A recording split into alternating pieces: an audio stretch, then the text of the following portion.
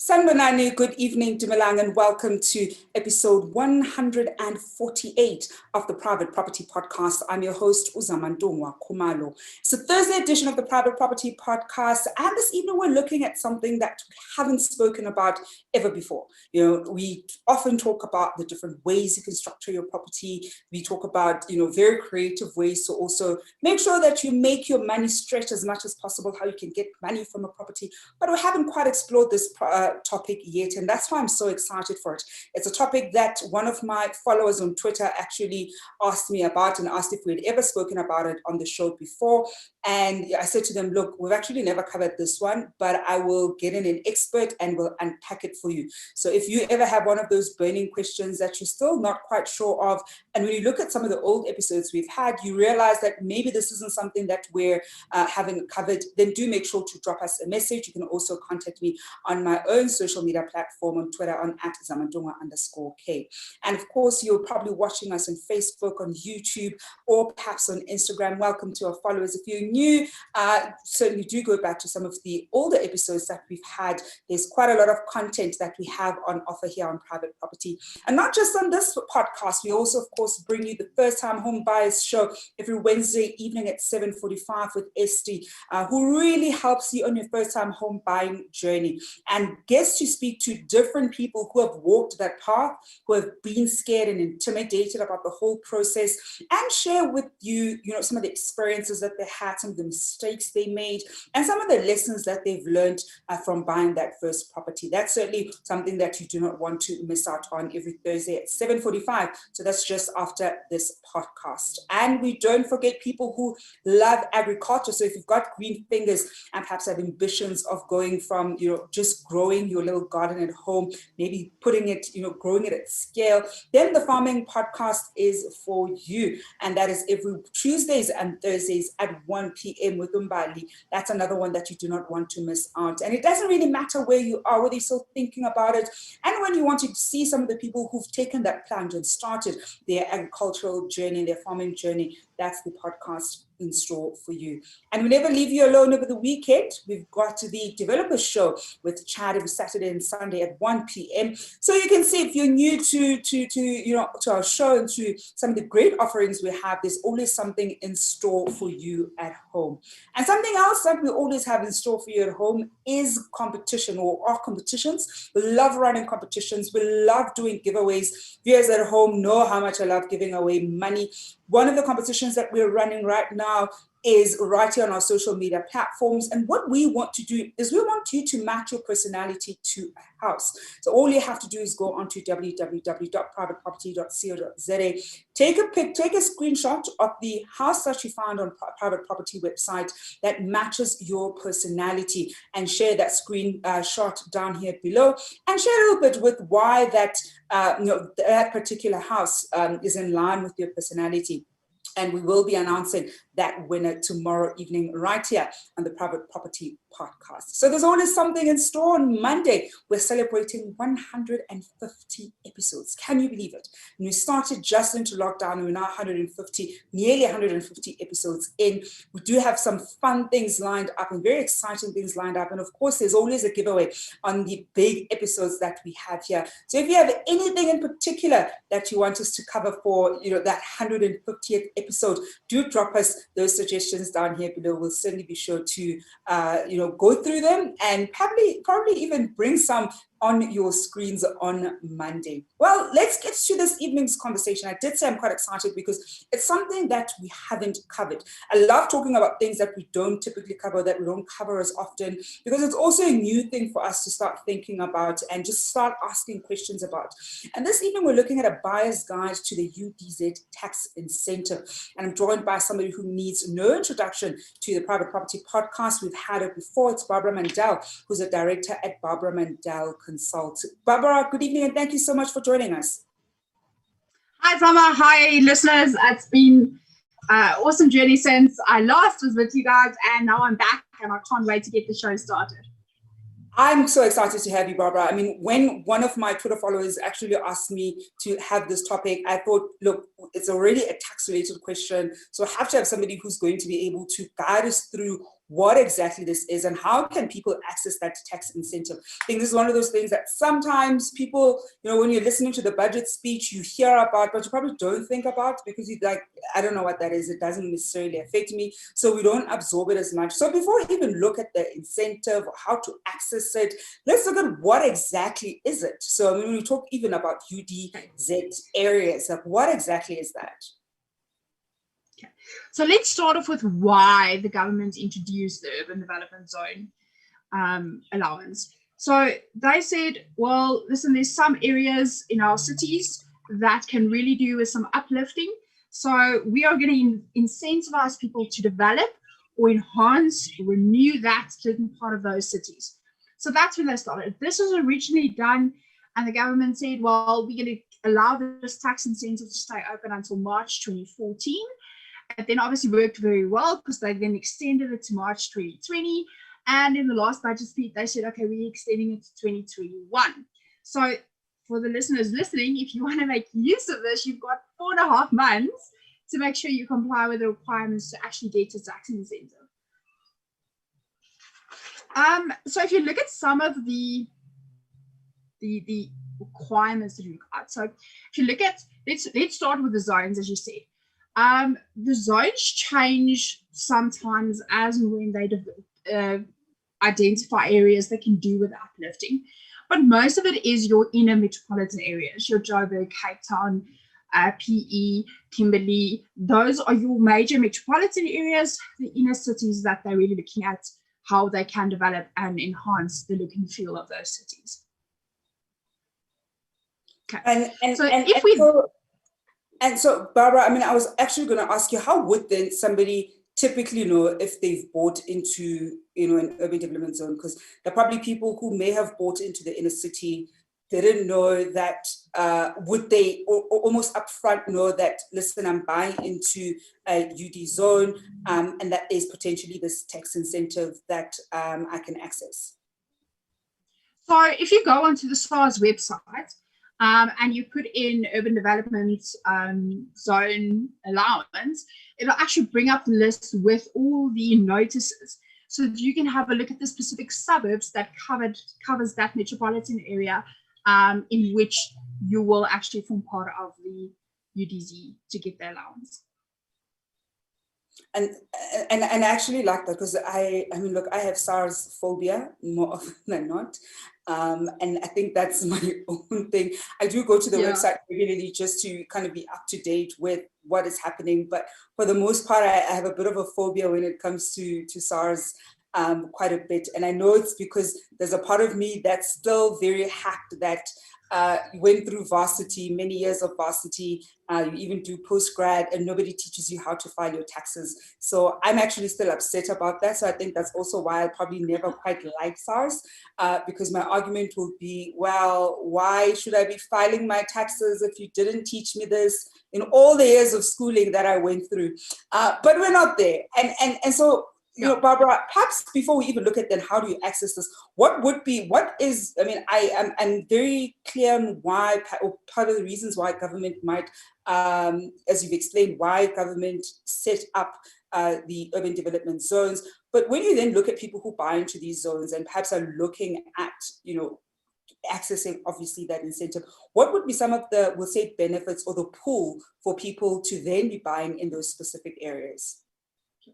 So firstly, let's look at the requirements, because I want to get stuck there for a while. So the reason or the form of the allowance is in the form that you can claim a tax deduction from the price of the building or the cost of your development. So generally that is capital expenditure and it's an asset. So when you sell it, you pay capital gains tax on it and there's growth on the assets. So it's never something you can directly deduct. So if I buy a building, it's my capital, there's no tax deduction for me. This urban development zone allows me to own that asset, but get the tax deduction for the capital outlay that I made into either enhancing or building this building. So that's the uniqueness around it. And that's what could make it very attractive to people, because you still have a building at the end of the day, yet you've had this major tax deduction as well. So there's basically 4 requirements that you need to meet in order to qualify for it. And I'm going to start with the first one, and then we'll move on to the other 2 because they go hand in hand. And then we'll go look at the dates and make sure that you've got the understanding of the timeline when you need it to qualify. So for the building requirements, it's either an entirely new building that you need to build, which has to be commercial or residential. That building then also have to exceed an area of 1,000 square meters at least. It can be new, so it can be part of an existing building that you're adding a new section to it, as long as that area is 1,000 square meters or bigger. You can also only claim the UDZ on that building only once. And where you make enhancements, it has to be at least 20% of the purchase price of the building. So you can't just buy the building and then say, well, I'm going to make 1,000 rands worth of enhancements and then want to claim the UDZ. You have to make significant improvements to it. Mm-hmm. And, you know, as you almost go through those, Barbara, then what is that second one? You did say that there are 4, and the next 2, you mentioned that they're quite tied to each other. Yeah, so that's your owner and your trade requirements. So the UDZ specifically, you need to have a trade linked to it. So it either needs to be a commercial trade to it to get it. So a commercial trade can also include the renting out of those properties, or it can be then using it for shops or offices or those kind of things. So it can still be a residential, but it has to be a apartment that you let out. It can't just be for you living there, because I mean, what are you gonna, you know, build a whole lot of flats and only you live there? So there has to be that commercial trade where income flows into the business, into the either if you're a sole property, you receive the income, or if you're a business where the money does flow into the business. Then the person claiming the urban development zone allowance has to be the owner of the company. So you can't have, in the instance where most people set it up for tax efficient purposes, I've got this person owns the company, but or the property, so let's use a typical structure that some people might use. They've got a trust or a company that owns the building, but they've got another management company, and how they want to claim it under the management company, they can't do that. So the owner of the building, so you can't also own it in your individual capacity and then have a company where you want to claim it. It has to be in wherever who owns the building can claim it. And then if we look at, yes, I was actually about to say, Barbara, I think technology there got in the way. I was then about to say, what is then that next one that you have in store for us? Yeah, so the last one is the date. So it's any property that you've acquired after the 8th of November 2005 when it was originally introduced. But now, obviously, with the limits creeping up of us, the building must have been bought for the sole use, of the taxpayer before the 31st of March 2021. So if you are planning to claim this urban development zone levy anytime soon, allowance anytime soon, you need to make sure that all your transactions in terms of ownership is done before the 31st of March, because otherwise you won't get it. You need to make sure that if you've got plans to erect a new building, your plans needs to be approved by the 31st of March 2021. So it's 4.5 months. If you've got ideas, get to it, because you only. So I look, in terms of the current economic circumstances, I do think that government will extend it for another period. But as we are today, it's only until the 31st of March 2021. I am in conversation with Barbara Mundell, who we've had before here on the Private Property Podcast, and is always a great person to reach out to when we're looking at tax and being as tax efficient as possible, especially when we're looking at property matters. We're looking at a buyer's guide to UDZ tax incentives. And after the break, I want us to then look at, firstly, how buyers, let's say you've bought an apartment, are able to access it, if that's something that they're able to access, or is it only the owner of the actual block that's able to access this, and the various steps that one would take in order to access it. As Barbara was saying, the clock is ticking. Perhaps in the next budget speech, they will extend it again. We'll see, we don't know. But certainly as things stand right now, that deadline is coming up for early next year. So if you are looking at that, then you are essentially running out of time. I want to hear from you at home. I mean, have you even heard of the urban development zones and some of the and the tax incentive in particular? Is there have you previously before, bought into the zone and have been able to access that incentive? What were some of the reasons why you potentially bought into that particular zone? I'd be interested to hear from you at home. Do share with us down here below. We're going to be back just after this.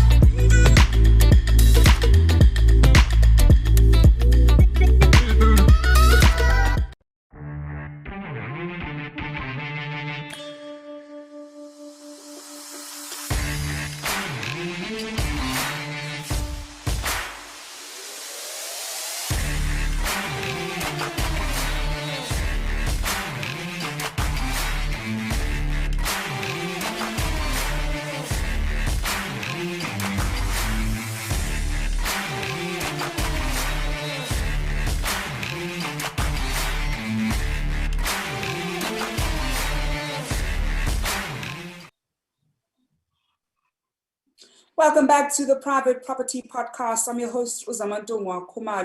It's a Thursday edition of the Private Property Podcast, and we're excited that we're on episode 148. We're doing a countdown to episode 150, and we've got something very special in store for you. So that's coming up on Monday's episode. If there's something in particular that you want us to touch on that show, then do send us a few of your suggestions. We'll be sure to take them into consideration.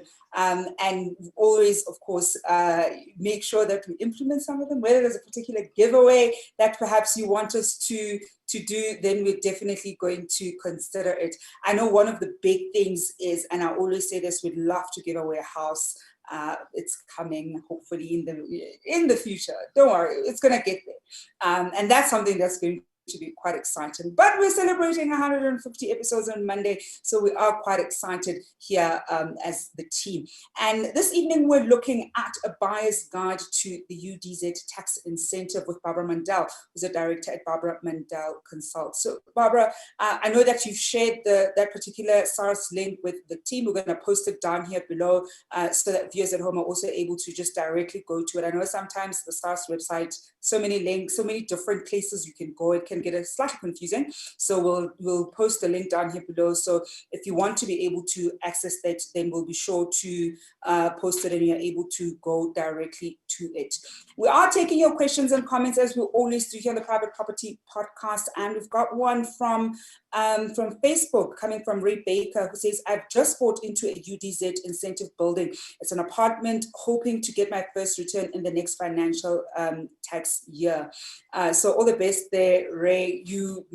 The nice thing is it was before the deadline, as Barbara mentioned, which is in March, the end of March next year. So you're good to go on that front. You don't need to stress about that particular one. So, Barbara was saying earlier before the break, so are, individuals able to buy an apartment, as Ray has said? Because when we did the breakdown, it's the building, and often it's almost the developer.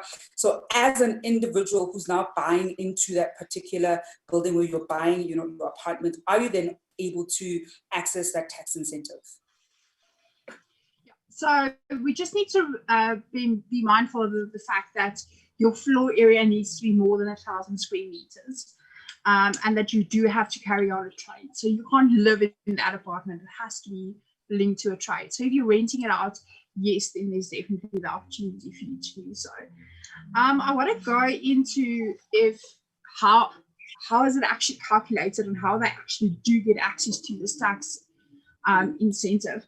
Because I think that's the other thing that people say, okay, well, now they want to claim the full capital amount, and it doesn't quite work like that. Yeah. So what SARS does, and it's also to help Treasury free up a bit of cash flow, is they said, okay, right, you can claim it over the next 11 years, depending on what type of classification you fall in. So I'm going to start with the biggest one, where you've purchased a building or part of the building from the developer. You can claim up to 55% of that purchase price split over 11 years. So let's use quite a simple example. You bought it for R1 million. You can claim 55% of that, which is 550,000 Rand over 11 years as your tax deduction. And then, or you can claim 30% of the price of that building first of once off. So it's up to you. Either the 55 over the 11-year period or 30% there and then. Where you've improving on an existing part of the building, you can claim up to 20% of that building improvement cost over the next 11 years. Or you can claim 20% of the cost in the next 4 years of your assessment. Okay. So what I do want to get into here is, if you have bought into a UDZ before and you didn't realize and you did make the improvements and you do meet the criteria, you can also ask SARS to resubmit your return with that deduction in, and they'll give you a reassessment and recalculate your tax. So all is not lost. You've got up to 5 years from that last date of assessment, which is literally just a year after that actual tax year that you might have qualified for it. So all's not lost if you didn't claim it whatsoever. You can always ask for a revised assessment from SARS. And this actually brings me to Ray's question. Ray came back with a question after his comment. So his earlier comment was he's just bought into a UDZ incentive building. He's bought an apartment. He's hoping to get his first return next year in the financial year when he submits his return. And so now he says, my question is, considering SARS revenue has decreased considerably, do you think they will do the return?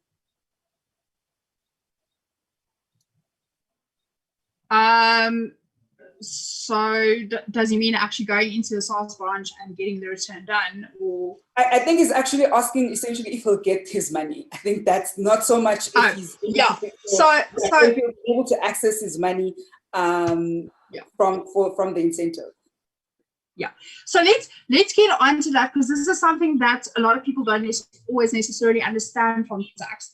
So this is an allowance you're getting. So let's go back to that example of the 55%. You're not going to get 550 Rand from the government saying, there you go, when they calculate your tax. What it is, it's a tax deduction. So they're going to look at your income, deduct everything that you can, and then they calculate your net tax.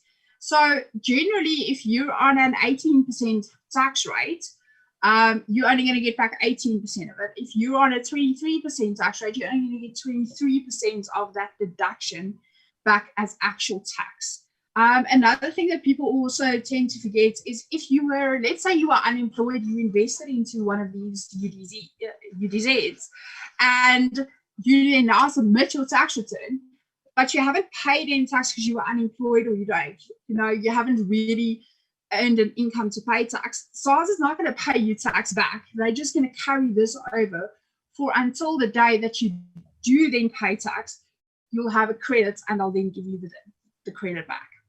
It's unfortunate that we can't get that much money from SARS. I think that's one of the unfortunate things about SARS is they always get their money, and sometimes when they have to give you money can be a little mission. I think, Ray, one of the big things there is working with a tax professional when you submit your taxes. I mean, if you're like me, and I always say this, I don't do my own. I always work with a professional, especially the moment you have different properties, various incomes. It's so important to be able to work with people who are knowledgeable about this, and we'll make sure that when you get audited, you get a clean audit. I always get audited, I always get a clean audit. So it really is important that you are able to work with the right tax professional. So make sure that you get the right person. I know Barbara's services also extend to that. I know we've also shared her details on this one. So if you want to get in touch with her, then you can do so. Now, Barbara, before we almost wrap up, what are some of the things that viewers at home need to be thinking of in the event where they do want to buy into an urban development zone? And we know the deadline is coming up. Let's also assume they might want to buy within this period, or if it gets extended again, even beyond that. What are some of the things that should almost be top of mind if we start thinking about whether or not to buy in that particular zone? So my advice is always don't just do it for the tax. We saw with a lot of the tax allowances and incentive that SARS gives, people jump on it just for the tax benefits. But if they then look at their real return on the property, it might not be as great as where they could have invested their money in a property somewhere else that they could earn more rental income from. So don't always necessarily just do it for the tax benefit. If you are looking at investing in it, make sure that you do proper calculations and understand fully what is the actual benefit versus what can you actually still do with this property. Ideally, with the government's incentive and the reason they started it, ideally you would think that the whole idea is after a while this should turn into a profitable venture for you, especially given this allowance. But I do want to urge people, tell them to err on the side of don't just do it for the tax consequences. Make sure that it's still a solid investment and that there's still solid prospects if you do want to sell or rent out, that you're going to get a decent return on your capital investment for it. The second thing is, and I can't stress this enough, is keep your records. We've seen a couple of times where SARS have denied people because they haven't kept accurate records, especially with these UDZs where you have made improvement costs. Make sure you keep those records as accurately as possible so that you can prove it was for development and not maintenance. Because it's very easy to get, or for SARS to say, no, but that was maintenance. And maintenance cost is not a part of this allowance. So make sure that you keep records, you make sure that those records are adequately indexed and identified so that it does not turn around and say, but yet that's maintenance and where it was in enhancements. And then the third thing again, also, if you are looking at it, because it's got the trade elements, make sure that you consider different structures. If you're going to do this in your personal name, if you're going to do it in a company, if you're going to partner with people, make sure that you understand those tax consequences and how it works. This can be a really nice thing if you're thinking to start a property development company and you use this tax incentive against future rental losses or future rental profits. It can be a nice tax allowance for you, and then also allow you to use that rental income to purchase other properties. But just make sure you get that structure right so that you optimize this tax benefit as best as you can. And Barbara, what would you say is a potential downside to it? Because I think we've almost explored, we'll say, the upside, but what's the potential downside to buying into a UD zone? Okay. So as I said, it might not be worth your investment. It might not be a market-related price. They might up the market-related price for that because it's in the UDZ and the tax benefits. But then if you do, after, let's say, 11 years, you want to sell the building, after you've claimed all the expenses and you realize that you actually made a huge capital loss on it, given the enhancements and improvements that you did. So again, that's the only downside is don't do it just for the tax purposes. Make sure that the property is actually worth investing. See the tax incentive as a bonus. And Barbara, we are going to leave it there this evening. I think one of the things that you've actually just highlighted, because we see it in a lot of ads that sometimes, get posted in UD zones, that they'll punt that it's a UD zone, you're able to potentially make money. But when you even look at the price point, beyond knowing what UD zones are and what kind of tax incentives, when you just look at the price point, you're like, but that doesn't make sense, that property is overpriced. So I think almost going back to property fundamentals, doing your research about the area, about the properties in the area, what they're selling for. So before you even consider buying it for that sole purpose, I think it's always great to be able to do your thorough research along the journey before you sign on that dotted line. Barbara, we're going to leave it there this evening. Thank you so much for joining us. Thank you so much for having me. I look forward to the next one. We're definitely going to be having Barbara back. It's always great being able to understand tax issues in a very accessible way. This is one of those things that I'm not that particularly great at. I don't like tax. I know we must pay our taxes, and you should pay your taxes. Structure your estate so that you can pay as minimal tax as you legally can pay. I think that's probably the only thing I'll say about tax. But we're going to leave it there this evening on the Private Property Podcast on that tax note. I know that it is also tax season, so if you're filing your tax returns, all the best. And I do hope that you'll be able to get a little bit back from SARS. Well, it's a wrap this evening here on the Private Property Podcast with myself, Zama. We're back on your screens tomorrow evening at 7 p.m. And as usual, hoping you're staying home and staying safe.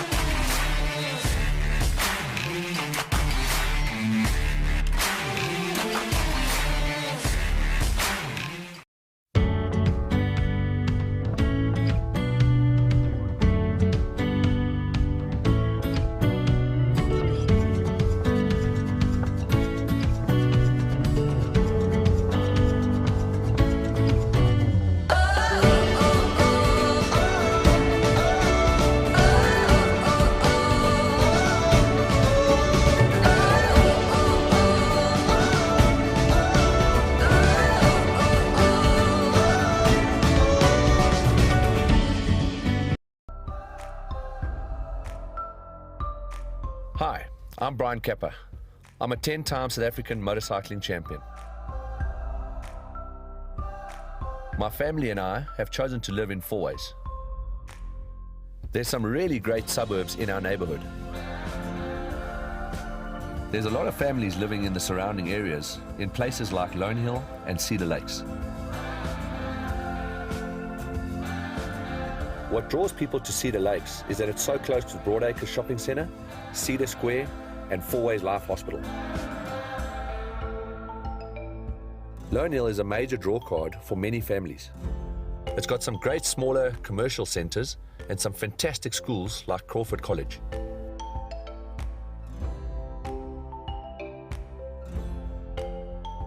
From an entertainment point of view, Monte Casino really comes alive at night. There's so much on the go, and there's an incredible energy in the area.